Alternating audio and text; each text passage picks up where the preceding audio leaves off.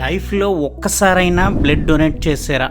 ప్రపంచంలో ప్రతి నిమిషానికి ఒకళ్ళు బ్లడ్ దొరక్క చనిపోతున్నారు. బ్లడ్ డొనేట్ చేయడం వలన 3 ప్రాణాలని మనం కాపాడిన వాళ్ళు అవుతుంది. అది ఎలాగో చెప్తాను, పూర్తి వీడియో చూడండి చివరి వరకు. ఫస్ట్ ఏంటంటే ఆర్బీసీ అనేది జనరల్గా మనకు ఆక్సిజన్ అనేది క్యారీ చేస్తుంది. సో మనకి మనుషులకి జనరల్గా minimum 4.2 to maximum 5.4 million cells ఉండాలి. యాక్సిడెంట్ అయిన వాళ్ళకి ఆపరేషన్ చేసినప్పుడు ఈ బ్లడ్ అనేది చాలా అవసరం ఉంటుంది. ఆ సికిల్ సెల్ అనేమియా ఉన్న వాళ్ళకి ఖచ్చితంగా ఇది ఎక్కిస్తారు. రెండోది ఏంటంటే ప్లేట్లెట్స్ బ్లడ్ క్లాటింగ్ చేయడానికి పనిచేస్తుంది.